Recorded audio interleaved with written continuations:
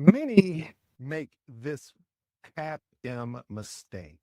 They buy the books, but not the guidance. They invest in the certification, but ignore the journey. Are you overlooking the most powerful CAPM prep tool, a mentor or coach who can personalize your path? What if a structured accountability is the only thing standing between you and confidently scheduling and sitting to pass your CAP exam?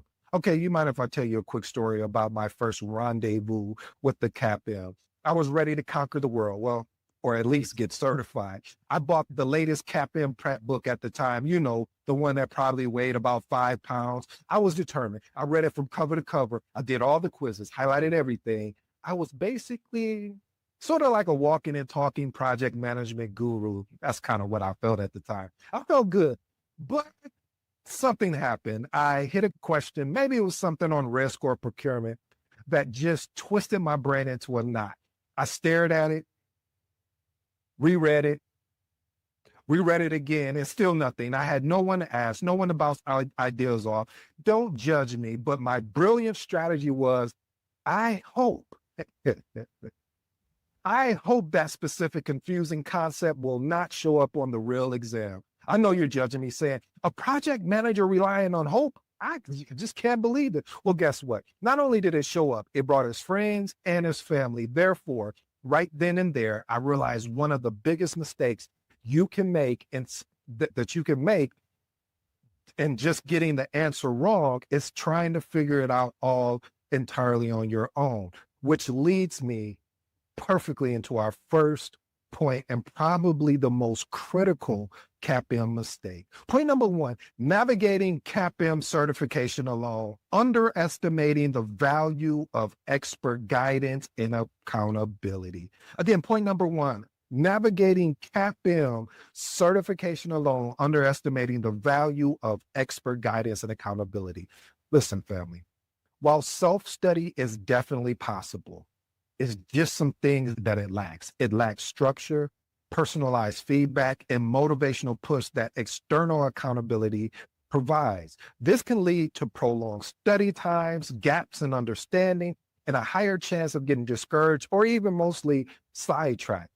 Many know they should seek help, but try to power through it alone, often being less effective. Listen, I'm going to be very transparent with you. I've done that. I've done the self-study thing, as I shared with you about the CAPM, bought the book and said, I'm going to just power through it because I was listening to what other people were saying at the time. Well, all you need to do is get this particular popular book or get this particular course and you should be good. But what they didn't tell me is, yes, those tools are very effective. Yes, they work, but it wasn't about the tool. It was about the accountability. It was about having someone that if I got stuck on a question, can I talk back to that trainer or that accountability coach? And most of the time I couldn't. So I say all that to say the reason why it's important, the absence of guided support can turn a challenging but achievable goal into an overwhelming endeavor. I see this time and time again when I talk with people and they say, yeah, I'm going after my CAPM or I'm going after my PMP. And I say, okay, who's your trainer? Well, I'm like, oh, well, I thought you were going after it. So I say all that to say that it's important, family, that you get a trainer as well as, I believe, an accountability coach. Now, I offer that as a opportunity for you. So if you're going after the CAPM, the PMP, or any PMI certification, I offer accountability coach. We make sure you're doing what you're supposed to do.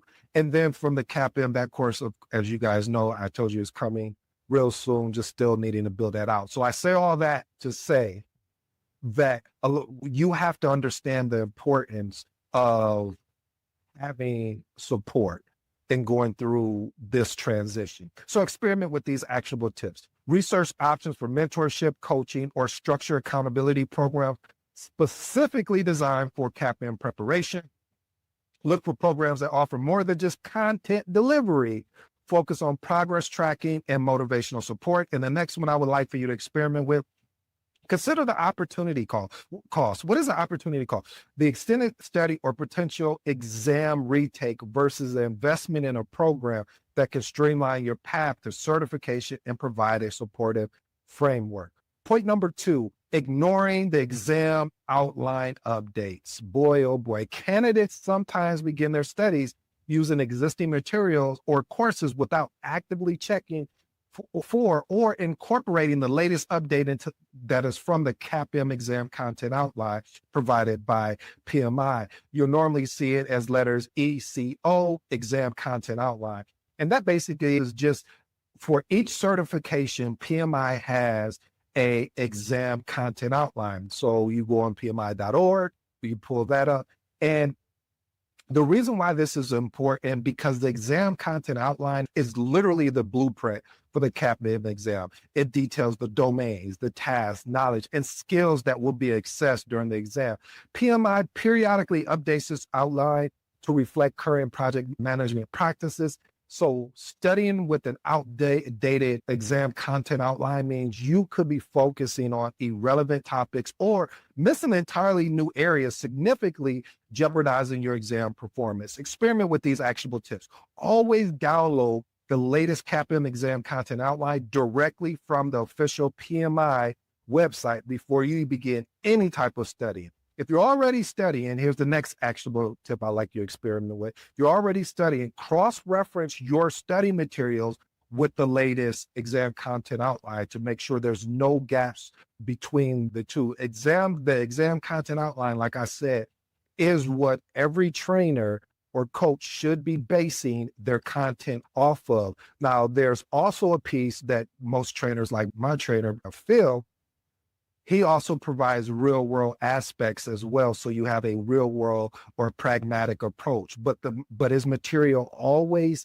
is aligned with the exam content outline. And the last one, ensure any training provider or course explicitly states they are aligned with the current exam content outline. Point number 3, memorizing instead of understanding. A frequent but flawed tactic is to focus on memorization. You know what it is, the project management terms, try to memorize the formula or any particular ITTOs, input, tools and techniques and outputs for each process without really grasping the underlying logic or context between the relationship of all of them. This is important to understand concepts thoroughly, enables you to apply knowledge, flexible, critical for the success in a scenario-based exam question and real-world application. Now, when I say scenario-based, I'm not talking about the scenario-based based off of the PMP. CAPM is less scenario-based. There may be some sprinkle in it, but it's really more knowledge-based, I would say, versus anything. If you're doing the PMP, that's a different story, but it is mostly knowledge-based, as we'll say. So experiment with these actionable tips. Try to explain concepts in your own words to someone else or write summaries. If you can't teach it, you may not fully understand it. Next point, for each concept or process, ask why. Why is this input necessary? Why is this tool effective here? Point number 4, avoiding practice exams. I've seen this time and time again where some candidates, not all, some candidates delay taking practice exam until the very end of their studies, or worse, avoid them altogether, perhaps due to fear of seeing a low score or a misconception that simply reading material is sufficient. And what I mean by that, family, is that it's important that you take these practice exams. And if you don't, because of the fear of, oh, I'm going to get a low score, or maybe I don't understand this as the material as well as I thought I did, that's great. Because this is not the real thing. I repeat, this is not the real thing. So you have an opportunity to course correct and figure out where your gaps are. So when you sit down to pass the real thing, the real exam, you'll have a better understanding. So again, this is important because practice exams are critical tools for assessing your knowledge, identifying weak areas, getting familiar with the exam format and question style, and most of all, practicing time management. Avoiding them means missing invaluable opportunities for feedback and targeted improvement, leading to potential surprises and, most of important, underperformance on the actual exam day.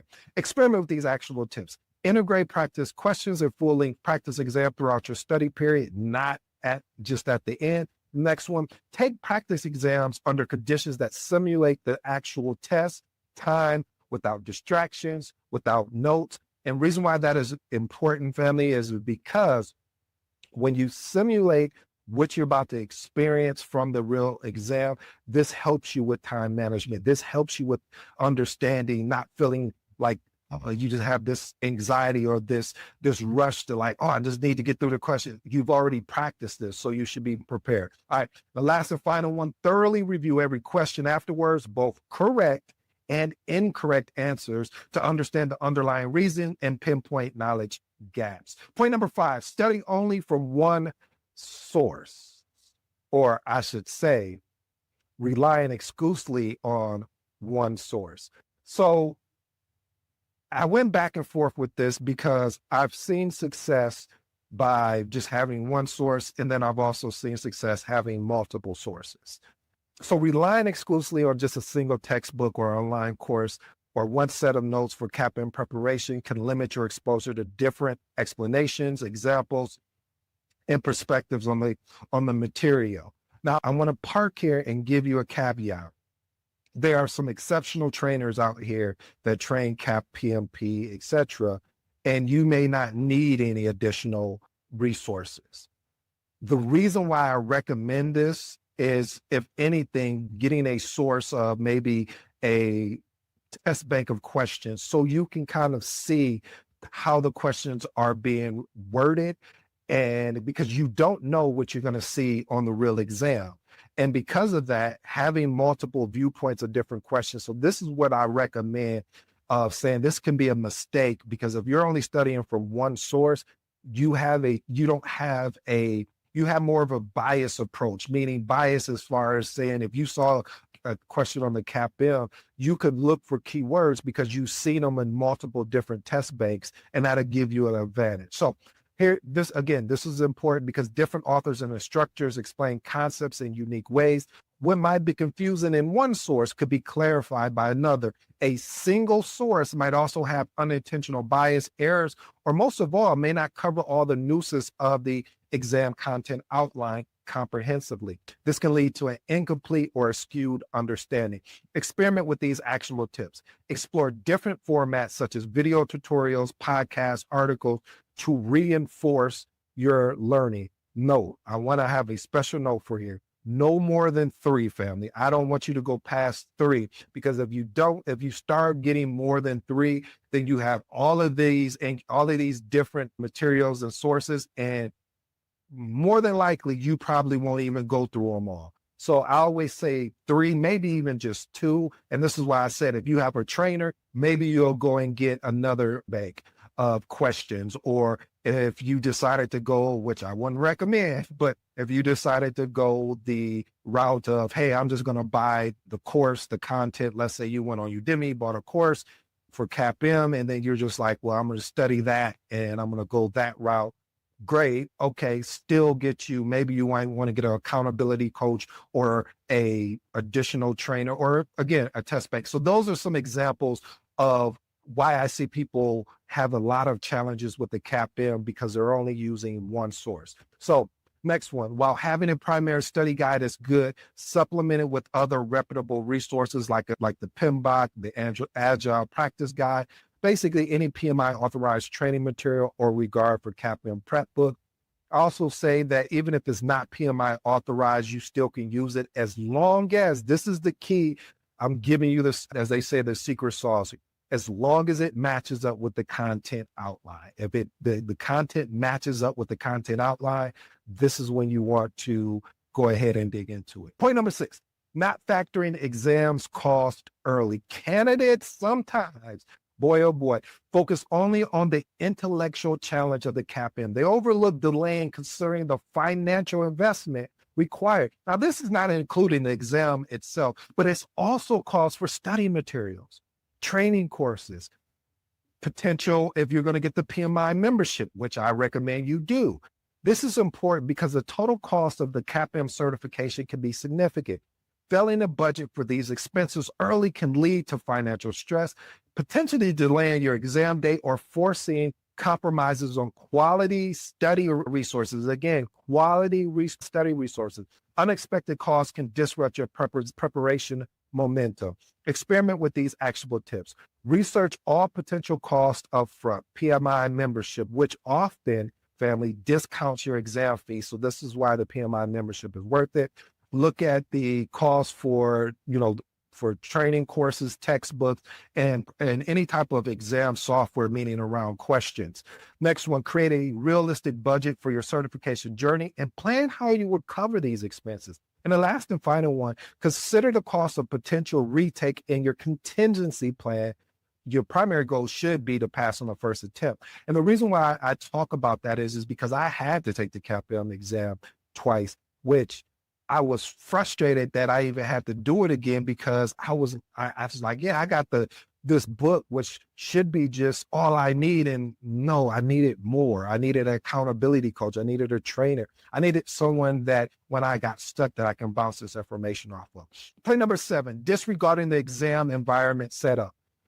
For candidates taking the CAPM exam, I'm going to speak for online. So online, PMI has their platform is OnVue, I think it's ONVUE. And what it is basically, you go online and you have to be compliant with the exam environment. The exam environment, some of the rules are clear desk, no interruptions, stable internet for the actual online exam. And all of this has to be validated before you actually get to take your exam. If not, then you're going to have to reschedule, and potentially that may forfeit your exam fees. So if you decide to take it online, make sure you understand the compliance that are associated with taking it online. Now, if you take it at the test center, you also want to make sure that you are prepared as well, because it is a different environment. Meaning that you have to take everything out of your pocket. You have to make sure that, they wind you down to make sure you don't have anything, because they want to keep the integrity of the test, which I appreciate. And then you're in there with other people taking other tests. Although it's quiet, it's still something that you want to practice at your home. So experiment with these actionable tips. Thoroughly read all pre-exam instructions from PMI to Pearson. So Pearson is the on-site location where you would go regarding requirements, especially your ID verification, room setup, and prohibited items. Next one, perform any required system checks well in advance of your exam date. And the last and final one, prepare your testing space for meticulous. If you're taking it online, ensure it's quiet, ensure it's private, ensure that it's free of any prohibited materials. Inform household members to avoid any type of interruption. Point number 8, neglecting the PMI code of ethics. Candidates often concentrate heavily on the technical knowledge areas, processes, formulas, the detailed PMBOK, the study, all of that, while giving inefficient time and attention to the PMI code of ethics and professional conduct. Now, this is important, family, because a thorough understanding and a commitment to ethical principles are fundamental to being a PMI certified professional. The CAPM exam can and often does include situations where that it asks you about ethical judgment. How would you handle this? So understanding that professional responsibility, you want to make sure you come prepared for. So experiment with these actual tips, download, read it, and ensure you understand the PMI code of ethics and professional conduct from the PMI website. Reflect how the core values, which are responsibility, respect, fairness, and honesty, apply in various project scenarios. You mind if I over deliver? I just have one bonus for you. Procrastination on application submission.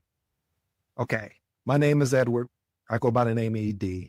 I've done this time and time again. So I'm only sharing with not what I've heard or I've seen. I've actually experienced this. What are you talking about, ED? Well, some candidates complete their required 23 contact hours for the project management education, and generally they feel ready, but they delay submitting their official CAPM application to PMI. Now, the CAPM application process itself requires a careful input of information. It can sometimes be subject to audit by PMI, which adds times. So delaying submission can create unnecessary pressure if you have a target exam window, as you cannot schedule your exam until your application is approved. Furthermore, Eligibility for the exam is valid for 1 year from the date of the application or approval. So not only have I seen, even including myself, have submitted my applications sometime and got approval, or I took my 23 contact hours, especially for the CAPM, and then I didn't submit my application because I was like, well, so procrastination set in. So experiment with these actionable tips. Familiarize yourself with the CAPM application requirements on the PMI website as soon as you decide to pursue the certification. Next one, submit your application as soon as you have met the eligibility required, even if you plan to study a few more weeks or even months before taking the exam. Well, family, I appreciate if you stayed this far. This is some valuable information. This is some of the things that I'm sharing with you that I wish that I had for me. So, family, we've covered some critical CAPM certification mistakes today, especially that big one, trying to navigate this journey completely alone. We've seen how easy it is to buy the book, hit a wall, and just hope for the best. But we've also seen how that hope isn't a strategy. These mistakes, from delaying your application to underestimating the power of guidance, aren't just hypotheticals. They're real hurdles that trip people up every single day. Therefore, my final thought isn't just a thank you for listening. It's a call to action. Don't let these common pitfalls become your story. Recognize the value of a clear path of accountability. Your CAPM certification is more than just a piece of paper.